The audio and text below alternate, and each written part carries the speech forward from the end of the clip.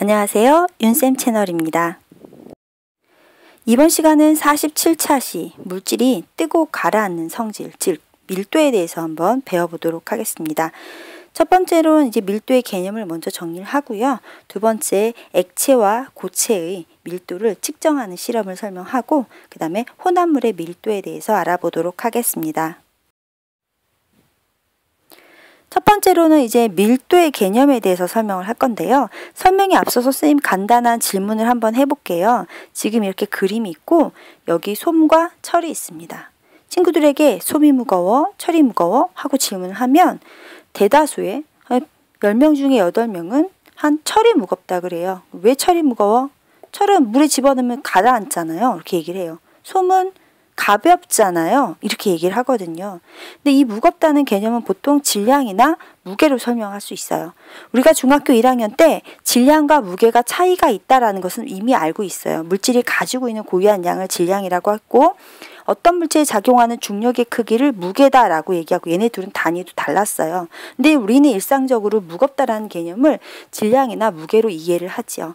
그런데 오늘 우리가 배우는 밀도라고 하는 개념을 이해하기 위해서는요. 반드시 두 가지 개념을 다 고려해야 합니다. 첫 번째는 질량이고요. 두 번째는 부피. 이 두 가지를 고려해야 밀도라는 개념을 정확하게 이해할 수가 있어요. 자, 밀도의 개념을 알기 위해서 두 가지를 알아야 된다. 하나는 부피, 하나는 질량. 이 두 가지 개념이 합쳐진 게 밀도거든요. 자, 부피가 어떤 물질이 차지하고 있는 공간의 크기야 라고 얘기하면 뭐래? 이렇게 얘기해요. 글로 이렇게 말로 설명하면 잘 와닿지가 않아요. 그래서 선생님이 예를 들었어요. 굉장히 조그만 1인용 엘리베이터가 있다고 생각을 해보세요. 거기에 실명을 거론해야 되겠네요. 강호동이 탔을 때와 그 1인용 엘리베이터에 강호동보다 날씬한 유재석이 탔다라고 생각을 해보세요. 누가 더 엘리베이터 안에 있는 공간을 많이 차지하나요? 그럼 당연히 애들이 강호동이 더 많이 차지해요. 강호동이 타면 아무도 탈 수가 없어요. 공간을 너무 많이 차지해서요. 맞습니다. 어떤 물질이 차지하고 있는 공간의 크기를 우리는 부피라고 하거든요. 그러면 강호동은 유재석보다 부피가 큰 겁니다. 볼륨이 크다. 자, 부피의 단위는 보통 뭘 쓰냐면요. 눈금 실린더에 이렇게 써 있어요. 이거 밀리리터, 리터, 아니면 뭐 세제곱 센티미터, 뭐 세제곱 미터도 있을 수 있겠네요. 이런 것들이 부피의 단위예요. 이미 초등학교 때 배웠죠.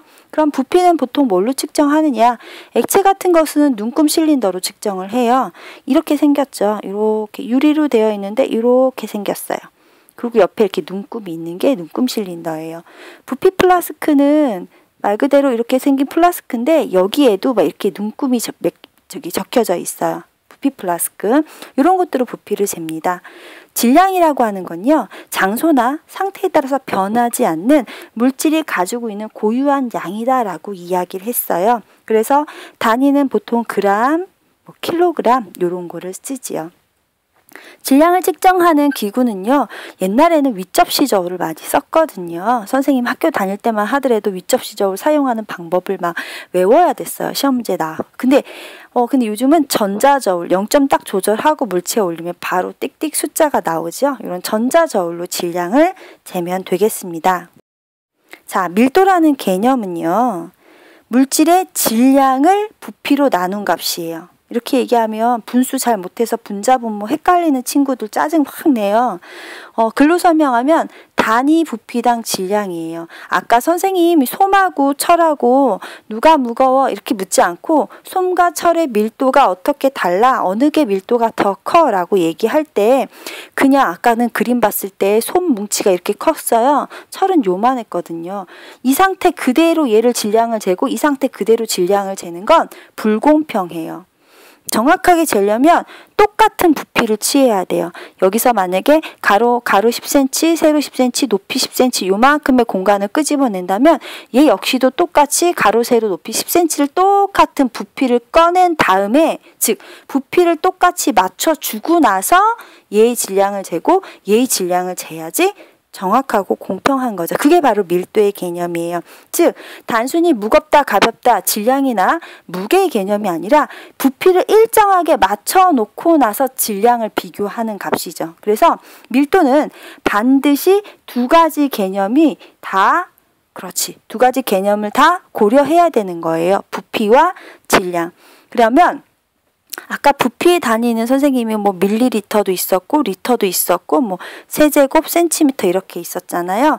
질량의 단위는 그램과 킬로그램이 있어요. 그래서 이거는 질량의 단위, 요 옆에 있는 거는 부피의 단위. 그럼 밀도의 단위는요. 밀도라는 개념 자체가 질량과 부피 이 두 가지 개념으로 만들어진 거기 때문에 밀도의 단위 역시도 질량의 단위와 부피의 단위로 표시할 수가 있습니다. 그래서 밀도의 단위를 써라 그러면 그램, 여기 분수가 퍼 이렇게 되는 거죠. 그램 퍼 밀리 리터. 요거 밀도의 단위가 될 수 있어요. 이거 말고 뭐 그램 퍼 리터 해도 되고요. 리터가 크니까 뭐 킬로그램 퍼 리터 해도 상관은 없습니다. 즉 위에 있는 그램과 킬로그램, 밑에 있는 밀리리터, 리터, 세제곱 센티미터, 뭐 세제곱미터 이런 아이들을 합쳐서 밀도의 단위를 만들 수 있어요. 여기서 중요한 건 밀도는 질량의 단위와 부피의 단위를 합쳐서 밀도의 단위를 만드는 거고, 밀도라는 값이 단순히 무겁다 가볍다 뭐 그런 질량의 개념 하나만이 존재하는 것이 아니라 부피를 일정하게 하는 단위 부피당 질량을 의미한다라는 거죠. 그래서 나중에 이렇게 외우시면 돼요. 밀도는 뭐분의 뭐? 부피분의 질량. 한 번 더 밀도는 부피분의 질량. 이런 식으로 공식을 외워주시고 글로 굳이 쓴다면 질량을 부피로 나눈 거. 이렇게 수학적으로 어려우면 일정한 부피를 일정하게 하고 질량을 잰다고 했으니까 단위 부피당 질량 이렇게 설명하셔도 됩니다. 그래도 가장 심플한 건 밀도는 부피분의 질량 이렇게 정리를 하시면 되겠죠. 자, 이제 두 번째로요. 액체 물질의 밀도, 그 다음에 고체 물질의 밀도를 측정하는 방법에 대해서 설명을 하겠습니다. 먼저 액체부터 설명을 할 건데요. 우리가 사용할 재료는 물하고 에탄올입니다. 즉, 물의 밀도 잴 거고요. 에탄올의 밀도를 잴 거예요. 밀도를 재기 위해서는 부피를 재야 되는 거고요. 질량도 재야 되는 거예요. 질량은 전자저울로 잴 거고요. 부피는 눈금 실린더로 재겠다는 얘기죠. 온도계를 먼저 준비해요. 부피하고 질량만 재면 되는데 갑자기 얘네들의 온도를 측정한다 그래서 왜 온도를 측정해요? 하는 친구들이 있는데 물과 에탄올은 액체 상태예요. 액체 상태의 물질들은요. 온도가 증가하거나 그러면 부피가 조금 변해요. 즉 부피값이 변할 수 있기 때문에 물하고 에탄올 온도를 똑같이 같은 온도에서 놓고 실험을 시작하겠다는 뜻이고요. 두 번째, 비어있는 비이커의 질량을 잽니다. 질량을 재야 되는데 물의 질량을 그냥 잴 수 없으니까 비이커 안에다 물을 넣고 질량을 잴 거예요. 그러니까 비어있는 비이커가 몇 그램인지를 알아야지 비이커 안에다가 물을 넣었을 때 그때 나오는 질량에서 비어있는 비이커 질량을 빼야 내가 집어넣은 물의 질량이 나오겠죠. 그래서 비어있는 비이커 질량을 측정해야 돼요. 그런 다음 3번. 위에서 준비한 그 비어있는 비이커 안에다가 물을 넣을 거예요. 근데 눈금 실린더를 이용해서 물을 제일 먼저 10ml를 부피 잰 거예요. 10ml라고 했으니까 이거는 물의 부피인 거네요. 물의 부피 10ml를 눈금 실린더로 재고 그 물을 비이커 안에다 붓는 거예요. 그래서 질량을 재는 거예요. 그러면 10ml에 해당하는 질량을 먼저 측정한 거죠. 그리고 나서 이거 비이커에 있는 물 버리지 말고 눈금 실린더에다 다시 물을 10ml를 더 따라요. 그리고 나서 그 물을 아까 그 비이커 안에다 집어넣고 질량을 다시 재요. 그러면 처음에는 물 10ml가 몇 g인지 재는 거고 두 번째는 물 20ml가 몇 g인지를 재는 거죠. 이 방법을 가지고 에탄올도 똑같아요. 비어있는 비이커에 에탄올 10ml를 집어넣고 질량을 재고 에탄올 10을 더 추가해서 총 20이 되게 한 다음에 질량을 재면 다음과 같은 결과가 나옵니다. 자, 미리 결과가 정리되어 있는데요. 물 가지고 실험 한번 했는데 온도가 둘 다 20도였어요. 온도 맞춰놓고 물을 가지고 물을 제일 먼저 10ml를 재서 비이커에 넣고 질량을 쟀더니 물 10ml에 해당하는 질량이 9.8이었어요.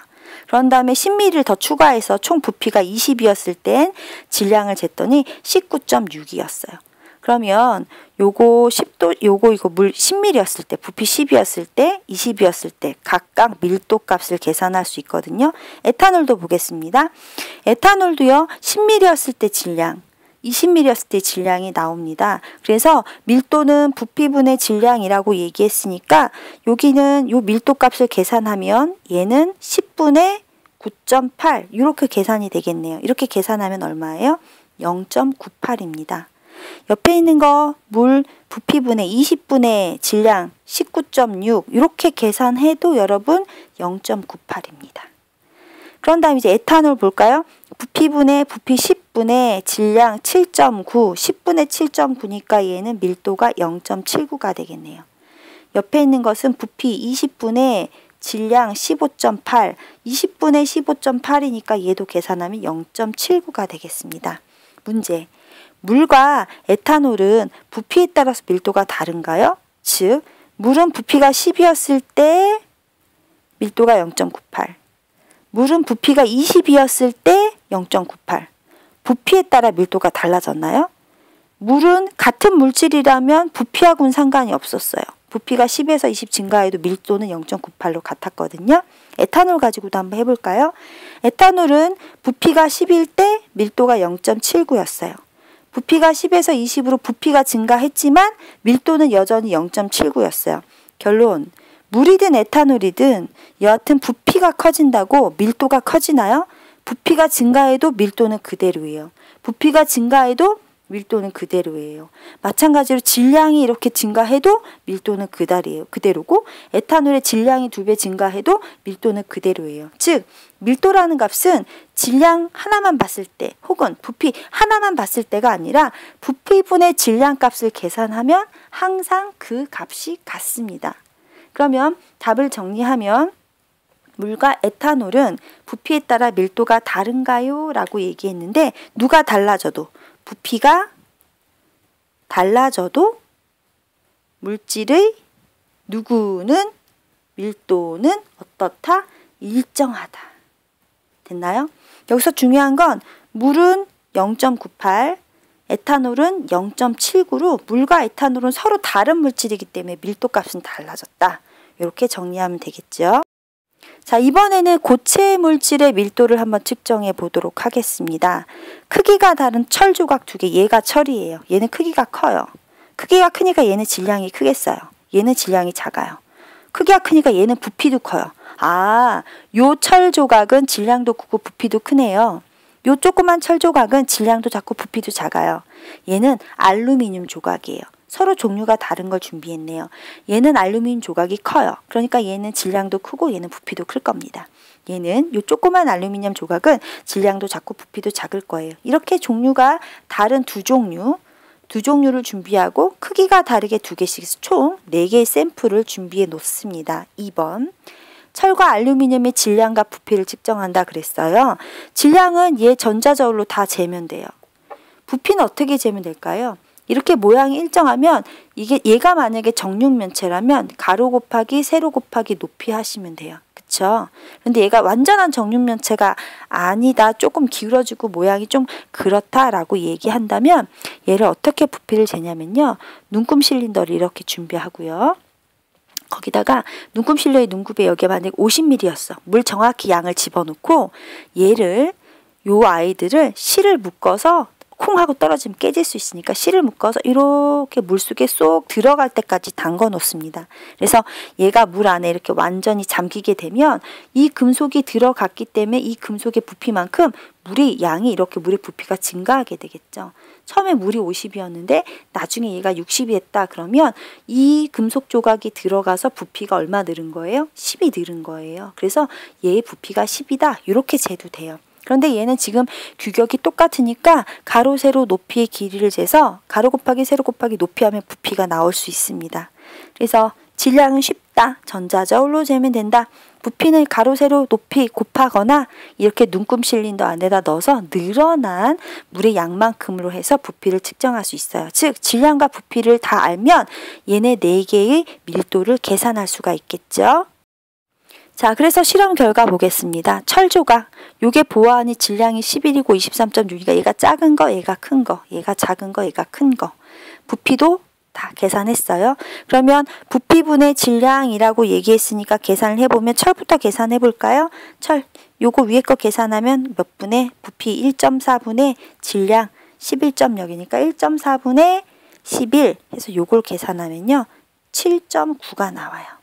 두 번째 거는 3.0이니까 3분의 23.6 이렇게 계산해도 7.9가 나와요. 그런데 알루미늄 조각 처음 거 이거 보면 얘는 1.5분의 4.0이니까 4가 되겠죠. 계산하면 얘는 2.7이 나와요. 얘는 3.0분의 그러니까 3분의 8.1 요거 계산해도 2.7 나와요. 철 조각이 크든 작든 상관 있어 없어? 없어요. 철 조각이라면 밀도가 7.9로 똑같아요. 알루미늄 조각이라면 밀도가 2.7로 똑같아요. 문제 한번 볼까요? 철과 알루미늄은 질량이나 부피에 따라 밀도가 다르나요? 아니죠. 질량이나 부피가 달라져도 같은 물질의 밀도는 일정합니다. 정리해 볼게요. 누가 달라져도 질량이나 부피가 달라져도 우리 두 가지 했으니까 두 가지 큰 거 작은 거 달라졌죠. 달라져도 뭐라면 같은 물질의 누구는 밀도는 어떻다? 일정하다. 이렇게 정리를 하면 되겠습니다. 같은 물질끼리는 누가 같다? 밀도가 같다. 실험했을 때 밀도 재려면 부피 재고 질량 재고 부피분의 질량 이렇게 대입해서 계산을 하면 그 물질의 밀도를 구할 수가 있는 거지요. 자, 밀도의 측정 이제 결과를 한번 정리를 해볼게요. 위 실험들 그랬으니까 처음에는 물과 에탄올 액체 거 측정하고 두 번째는 철과 알루미늄 고체 밀도를 측정해 봤거든요. 그랬을 때 얘네 밀도를 비교해 보자 그랬어요. 아까 물의 밀도는 우리가 계산했을 때 거의 1에 가까웠어요. 물은 0.98 정도 나왔어요. 그리고 나서 에탄올 같은 경우는요 0.79 정도 나왔고요. 조금 전에 했었던 철 같은 경우는 7.9 크죠?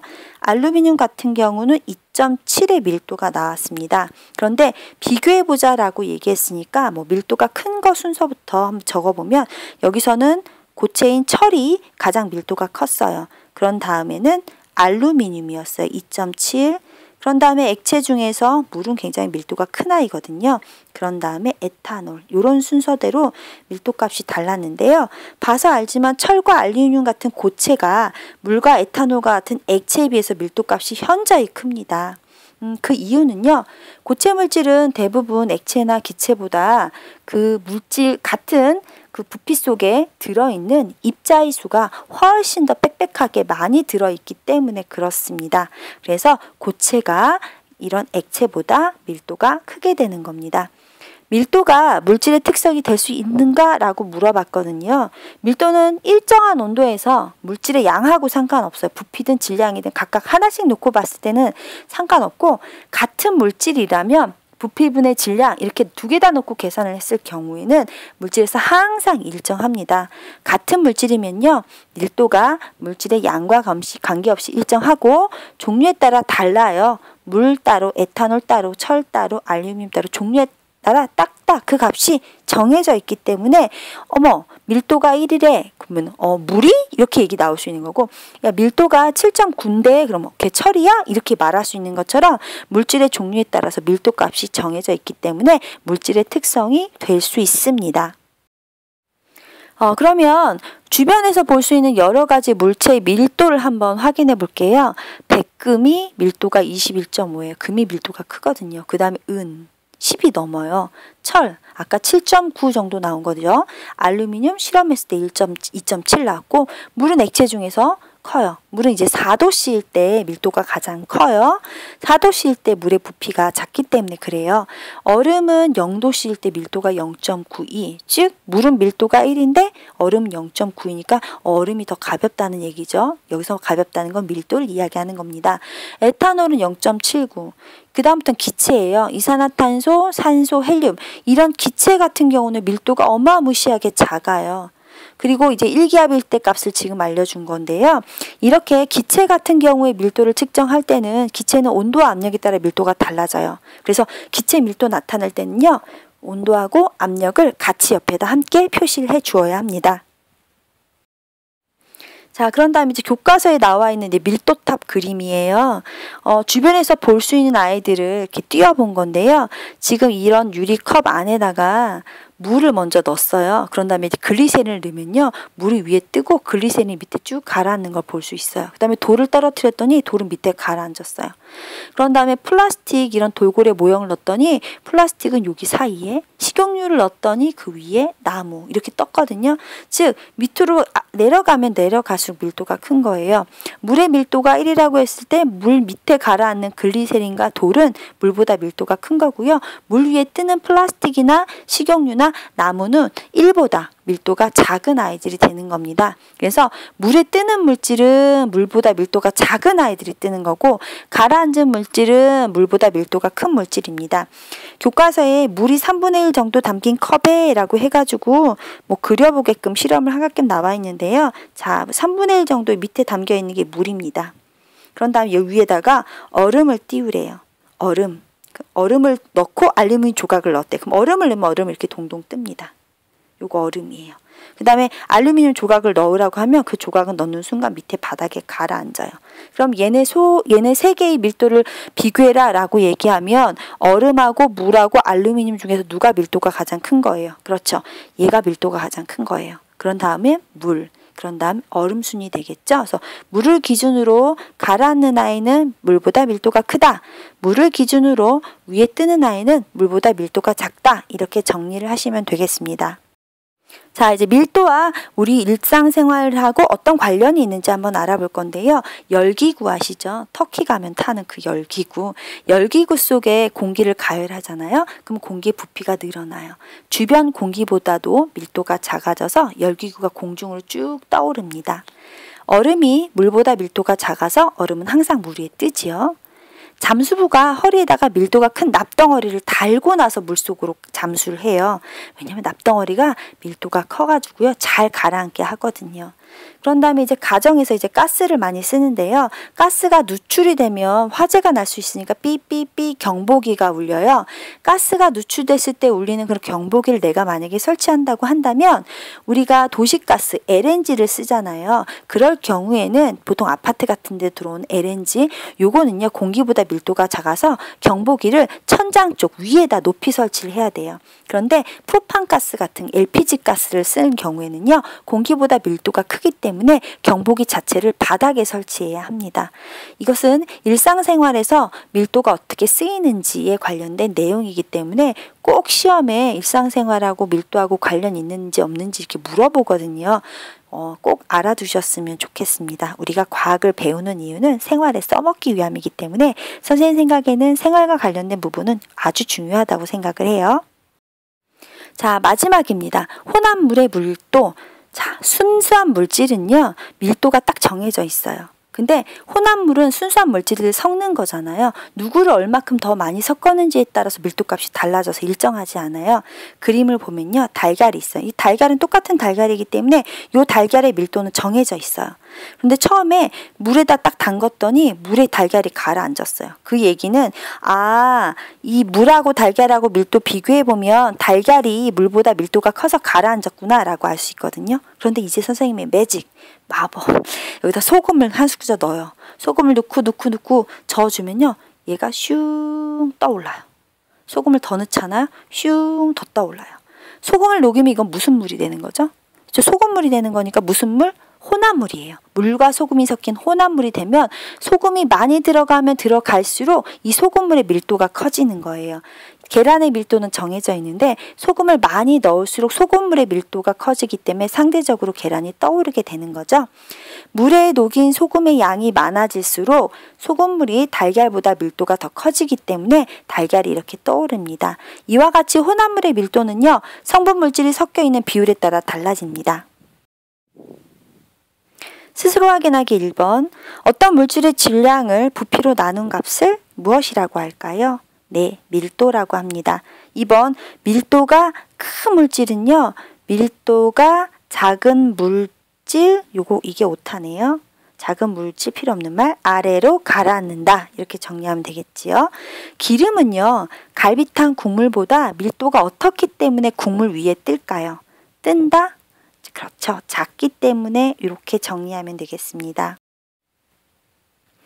오늘 수업의 핵심입니다. 첫 번째로 이제 밀도의 개념 알아두세요. 밀도는 한 가지 개념이 아니라 부피라는 개념과 질량이라는 개념으로 설명해야 됩니다. 질량을 부피로 나누거나 혹은 단위 부피당 질량, 즉 부피를 일정하게 하고 질량을 잰다는 얘기죠. 같은 물질이잖아요. 그러면 밀도가 물질의 양하고는 관계없이 값이 일정해요. 물질의 종류에 따라서 밀도값이 딱딱 정해져 있어요. 그래서 밀도는 물질의 특성이 될 수 있습니다. 밀도와 실생활, 헬륨 풍선 가벼워서 위로 올라가고 잠수부, 납덩어리 달고 잠수하고 가스 누출 경보기는 LNG냐 LPG에 따라서 설치하는 위치가 달라집니다. 혼합물의 밀도와 실생활, 혼합물의 밀도는요, 어떻게 성분 물질이 섞여 있니 그 비율에 따라서 달라져서 아까 소금물에 달걀 띄우는 거, 소금물의 농도가 진할수록 소금물이 달걀보다 밀도가 커져서 달걀이 떠오르게 된다. 이렇게 정리를 했습니다. 다음 시간에는요, 48차시 물질이 녹는 정도, 즉 용해도에 대해서 배워보도록 하겠습니다.